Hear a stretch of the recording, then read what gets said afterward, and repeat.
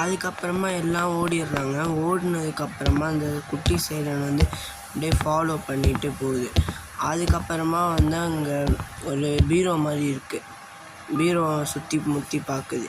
அதுக்கப்புறமா அந்த கப்போர்ட் மாதிரி இருக்குது. அந்த கப்போர்டு திறந்து பார்த்தா உள்ளே இனிமேல் வரும்போது மேலேருந்து ஐஸ்கிரீம் கொட்டுது. இன்னும் மேலே பார்த்தா அந்த குட்டி ஐஸ்கிரீம்கார மேலே தூங்கிடுறான். அது அப்படியே ஒரு ஜம்பை போட்டு அங்கே வந்து அப்படியே பிடிச்சி தலைக்கீழே போட்டு அப்படியே ஃபுட்பால் மாதிரி அவனை எட்டி ஒன்று விடுது. பாஸ்கெட் பால் மாதிரி ஒன்று போடுது. அதுக்கப்புறமா இங்கே போயிட்டுது. மொட்டையும் அங்கே உட்காந்துக்கிறான். போகும்போது அப்படியே அவன் ஃபோன் அடிக்குது. அதை பார்த்தோன்னே அவன் வந்து அந்த ஃபோனை அவன் மேலே போட்டு அப்படியே எழுதி கொடுக்க ட்ரை பண்ணும்போது அந்த சைரன் பட்டு அப்படியே வந்து அந்த மொட்டையனை வந்து அப்படியே ஃபுட்பால் விளையாடியது.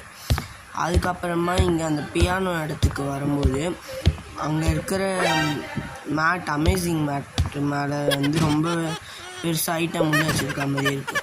பார்த்தா அந்த குட்டி பண்ணி மூஞ்சி எப்படின்னு காட்டும்போது அவனுக்கு டென்ஷன் ஆகிடுது. சைனுக்கு எட்டி ஒன்று வைக்கிறான். அதுக்கப்புறமா வந்து அப்படியே பொறுமையாக அப்படியே மாசாக நடந்து போய் நிற்குது. அப்புறமா சுற்றி முற்றி பாதையாக இருக்காங்க. அப்புறம் வந்து அந்த பாத்ரூமை திறக்கலான்னு போகும்போது அப்படியே உள்ளே என்னமோ சவுண்டு கேட்குது, ஃப்ளஷ் பண்ணுற மாதிரி. திறந்து பார்த்தா உள்ளே வந்து குட்டி சட்டம் நான் டாய்லெட் போயிட்டுருக்கேன், ஏன்டா நாய் அப்படின்து. அது பார்த்து அழுது. அதுக்கப்புறமா திருப்பி இப்போ போயிட்டுருக்கோன்னு சொல்லிட்டு வருது. அப்புறமா எங்கேன்னு தெரியல அப்படின்னா அந்த ஷவர் இடத்த திறந்து பார்க்கும்போது உள்ளே அந்த ட்ரெஸ்ஸை மாற்றிட்டு அதை போட்டு போயிடுது. ஓகே, இதோட இதை முடியுது. நெக்ஸ்ட் ஏதாவது வேணும்னா கமெண்ட் பண்ணுங்கள். இது மாதிரி வரும்.